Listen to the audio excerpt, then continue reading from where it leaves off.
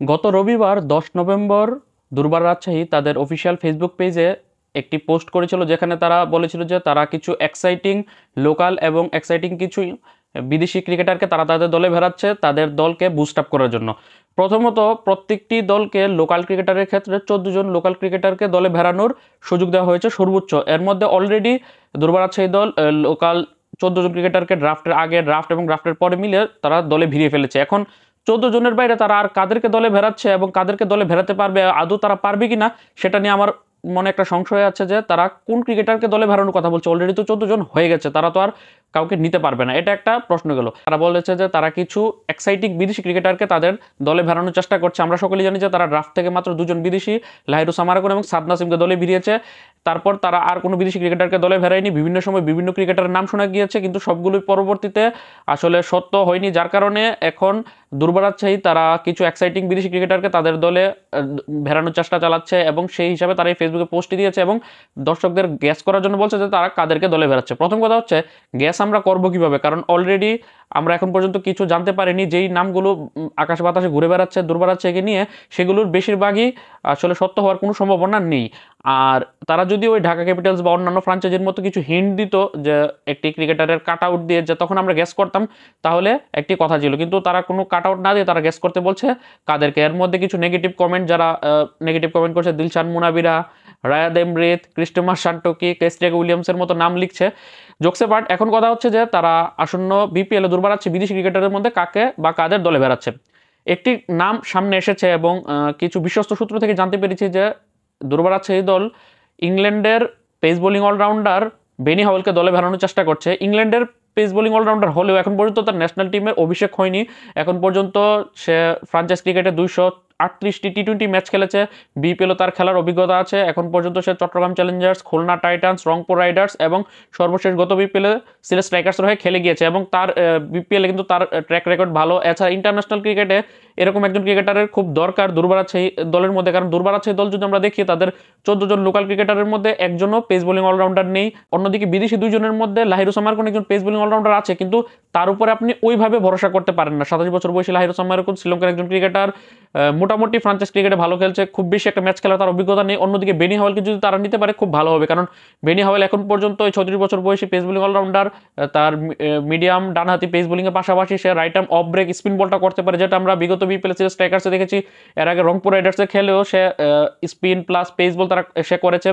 238টি টি-20 franchise match খেলে এখন পর্যন্ত সে 3032 রান করেছে, 22 এভারেজ এবং 136 স্ট্রাইক রেটে। তার 9টি 50 রয়েছে নামের পাশে। এছাড়া 227টি টি-20 ফ্রাঞ্চাইজ উইকেট শিকার করেছে, যেখানে তার ইকোনমি রেট হচ্ছে 7.31। অন্যদিকে বিপিএল 2024-এর যদি কথা বলি, গত বিপিএলে সে সিলেট স্ট্রাইকার্সের হয়ে খেলেছে। সবচেয়ে বড় উদাহরণ তো এটি।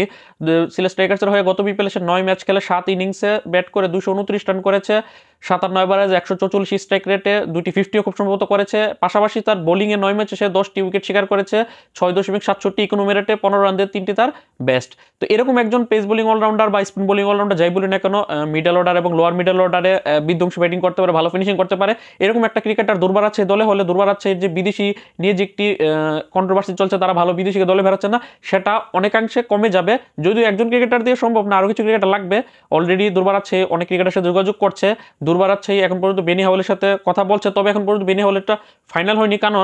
কারণ যখন থেকে দুর্বার রাজশাহী বেনি হাওয়েলকে নেওয়ার চেষ্টা চালাচ্ছে, তখনই আরেকটি দল খুলনা টাইগার্সও এই রেসে চলে এসেছে। খুলনা টাইগার্স তারা তাদের দলের 5ম বিদেশি হিসেবে বেনি হাওয়েলকে দলে ভেড়ানোর জোর চেষ্টা চালাচ্ছে। বেনি হাওয়েলকে তারা পেছনে লাগার কারণ হচ্ছে বেনি হাওয়েল ওই সময়কালে বিপিএলে খুব সম্ভবত পুরো সিজনই খেলতে পারবে। সেক্ষেত্রে বেনি হাওয়েলের প্রতি যখন দুর্বার রাজশাহী ইন্টারেস্ট জানিয়েছে, তখন খুলনা টাইগার্সও মনে করেছে তাদের একজন প্লেয়ার দরকার। তবে আমি মনে করি যে এই বেনি হাওয়েল মূলত দুর্বার রাজশাহীর জন্য খুব বেশি দরকার খুলনা টাইগার্সের তুলনা, কারণ খুলনা টাইগার্স তাদের দলে বিদেশি 4জন ক্রিকেটার অলরেডি দলে ভিড়িয়েছে। তারা হচ্ছে মোহাম্মদ হাসনাইন, মোহাম্মদ নওয়াজ, লুইস গ্রেগরি এবং ওশান থমাস। এর মধ্যে তারা একজন পেস বোলিং অলরাউন্ডার লুইস গ্রেগরিকে দলে ভিড়িয়েছে, ডানাতি পেস বোলিং অলরাউন্ডার।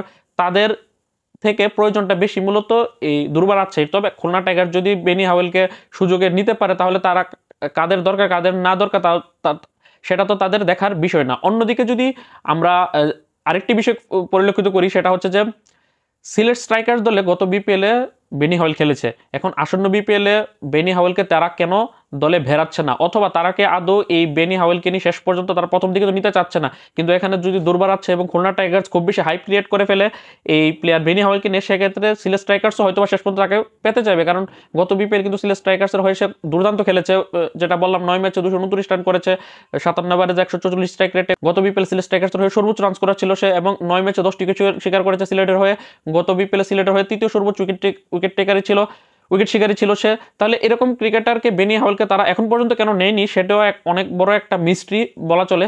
তবে আমি মনে করি যে এই সিলেট স্ট্রাইকার যেহেতু এখন পর্যন্ত ইন্টারেস্ট হয়নি বেনি হাওয়েলকে দলে ভেড়ানোর ক্ষেত্রে, সেক্ষেত্রে দুর্বার ইন্টারেস্ট দেখিয়েছে, তার সাথে যোগাযোগ করেছে।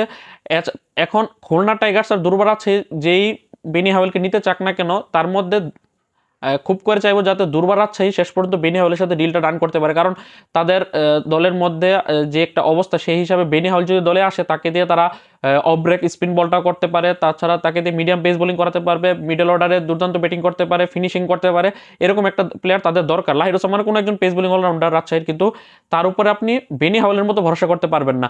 যদিও অনেকে বলতে পারে যে বেনি হাওয়েলকে নিয়ে কেন এত মাতামাতি, সে এখন পর্যন্ত ইন্টারন্যাশনাল অভিষেক হয়নি, কিন্তু বেনি হাওয়েল এখন পর্যন্ত বিপিএল এ যে 4টি ফ্রাঞ্চাইজির কথা বললাম, চট্টগ্রাম, খুলনা, রংপুর, সিলেটের হয়ে খেলেছে, এছাড়াও বিভিন্ন ফ্রাঞ্চাইজ লিগে পৃথিবী সে দাপিয়ে বেড়াচ্ছে, যেখানে তার সে খেলেছে বাংলা টাইগার্স, কলম্বো স্টার্স, এছাড়া পিএসএল, সিপিএল, এলপিএল থেকে শুরু করে বিশ্বের বিবিএল অর্থাৎ বিগ ব্যাশ লিগেও তার খেলার অভিজ্ঞতা আছে। এরকম একজন বিশ্ব দাপিয়ে বেড়ানো পেস বোলিং অলরাউন্ডারকে যদি দুর্বার আছে শেষ পর্যন্ত তাকে না নিতে পারে, সেটা অনেক বড় ব্যর্থতা হবে দুর্বার আছে দলের জন্য। এখন দেখার বিষয় শেষ পর্যন্ত দুর্বার আছে এই দল বেনি হাওয়েলকে তাদের দলে ভেড়াতে পারে কিনা। যদি দুর্বার আছে বেনি হাওয়েলকে নিতে বেশি টাকা খরচ করতে হয়, বেশি টাকা বলতে বেনি হাওয়েল তো এত বেশি চার্জ করবে না, যতটুকু একটু বেশি যদি চার্জ করে, আনইউজুয়াল চার্জ করে, তারপরও তাকে তাদের দলে ভেড়ানো উচিত। যদি বেনি হাওয়েল পুরো সিজন খেলতে পারে, সেক্ষেত্রে রাজশাহীর জন্য এটা অনেক বড় একটা প্লাস পয়েন্ট হতে যাচ্ছে। আর যদি খুলনা টাইগার্স যদি বেনি হাওয়েলকে নিয়ে নেয়, তাহলে খুলনা টাইগার্স দলকে শুভকামনা। দেখা যাক শেষ পর্যন্ত বেনি হাওয়েল কোন দলের শিবিরে গিয়ে যোগ দেয়। তো এই হচ্ছে সর্বশেষ আপডেট